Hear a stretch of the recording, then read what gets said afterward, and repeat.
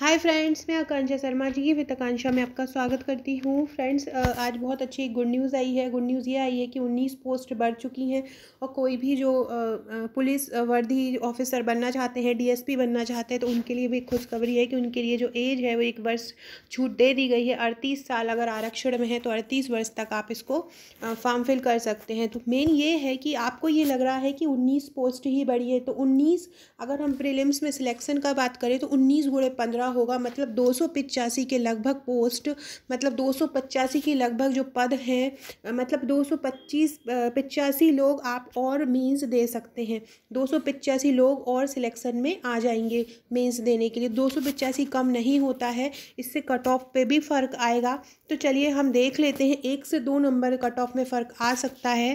कितना cut off में फ़र्क आएगा, क्या हो सकता है, क्या कट ऑफ रह सकता है, उसके बारे में हम आगे पढ़ते हैं। आगे बढ़ने से पहले चैनल को सब्सक्राइब जरूर कीजिए ताकि आने वाली वीडियो का इन्फॉर्मेशन मिलता रहे। आप हमारे व्हाट्सएप और टेलीग्राम ग्रुप से जुड़ सकते हैं, जिसकी लिंक आपको डिस्क्रिप्शन में दे दी गई है। फ्रेंड्स, ये जो पद जो चेंज हुआ है, ये 19 पद जो बड़े हुए हैं, सहायक संचालक के 19 पद बड़े हैं। तो इस 19 पद का मतलब है कि 285 लोग और मेंस दे सकते हैं। 285 लोगों को और मौका मिल सकता है, तो ये एक अच्छी खबर है। और इस बात से ये भी समझ में आया है कि आयोग हरकत में आ गया है, आयोग में हलचल हो गई है। आयोग अब आपका प्रीलिम्स का और जो आपका मेंस होना है उसको देने का बिल्कुल विचार कर रहा है। हो सकता है कि 14%, हो सकता है 27%, जो भी उनके जो भी सरकार का हो, अगर वो चाहे तो 14% पे दे सकते हैं, लेकिन नहीं चाहे तो वो वेट करेंगे जनवरी का। तो जनवरी में भी ज़्यादा समय नहीं है, तो आपका जल्द ही जो है मेंस होने के चांसेस है। अब हम देखते हैं कि अनुमानित कट ऑफ कितना हो सकता है। फ्रेंड्स, कट ऑफ बताने से पहले मैं आपको यही बोलूँगी कि ये एक्सपेक्टेड कट ऑफ है। इससे 1-2 नंबर प्लस और 1-2 नंबर माइनस हो सकता है, बस एवरेज कट ऑफ यही जाएगा। इसके अलावा फ्रेंड्स, आप अगर इन कट ऑफ जो मैं बता रही हूँ उन पर है, उससे 1 नंबर कम है या 1 नंबर ज़्यादा है, तो भी आप अपना मेंस की प्रिपरेशन स्टार्ट कर दीजिए, क्योंकि मेंस में आपको फिर टाइम नहीं मिलेगा। मेंस में आपको टाइम नहीं मिलेगा। और जब आपका एग्ज़ाम होगा या आपको एग्ज़ाम की डेट देंगे, तो एग्ज़ाम की डेट में ज़्यादा अंतर नहीं देंगे।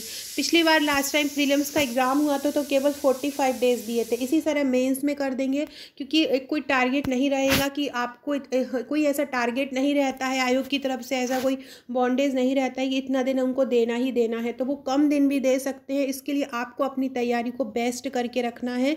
मेंस के लिए रोज़ राइटिंग कीजिए, रोज़ एक क्वेश्चन को लिखिए हर सब्जेक्ट का। जो आपके मेन सब्जेक्ट है, जो विषय आपको कमज़ोर है, उन पे ज़्यादा ध्यान दीजिए। 3 मार्कर 15 मार्कर पर ज़्यादा ध्यान दीजिए। मैं रोज़ वीडियो बताती हूँ आपको, रोज़ वीडियो में मैं आपको 3 मार्कर 15 मार्कर क्वेश्चन कवर कराती हूँ, तो उन पर स्पेशली ज़्यादा ध्यान दीजिए। अब हम देखते हैं कुछ कट ऑफ के बारे में। अगर ये सीट नहीं बढ़ती तो कट ऑफ जो था 69 से 71 आने के चांसेस थे, मतलब 69, 70, 71, ये 3 अगर इस बीच अगर कोई होता जनरल का, तो उनका सिलेक्शन हो जाता।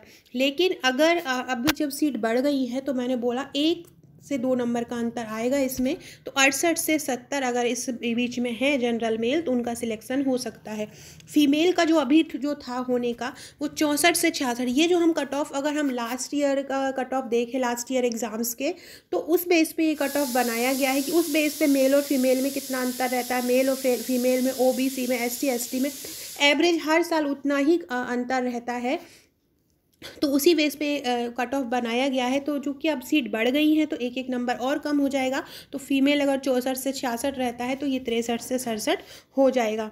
अगर हम देखें कि 14% ओबीसी अगर देते हैं, 14% ओबीसी अगर रहता है, तो पहले 68 से 70 होता, लेकिन अब सीट बढ़ चुकी है तो 67 से 69 अगर इस बीच में है, तो आप लोग मेंस स्टार्ट कर दीजिए।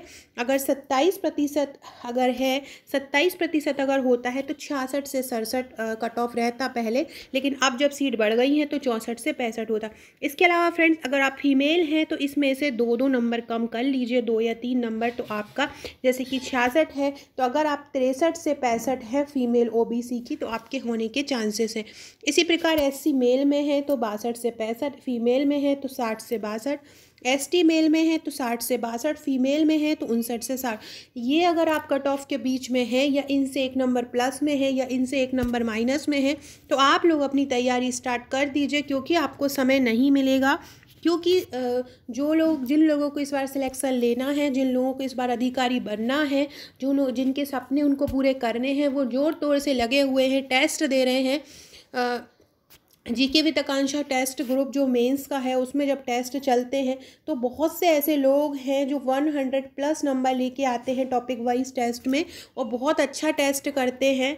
तो ये कुछ एक अमाउंट है, ऐसे बहुत सारे लोग अज्ञात भी होंगे जो बिल्कुल अपने लगातार प्रिपरेशन कर रहे होंगे। तो आपको ये देखना है कि आप उनसे पीछे ना रह जाओ इस इंतज़ार में कि हमारा होगा क्या नहीं होगा।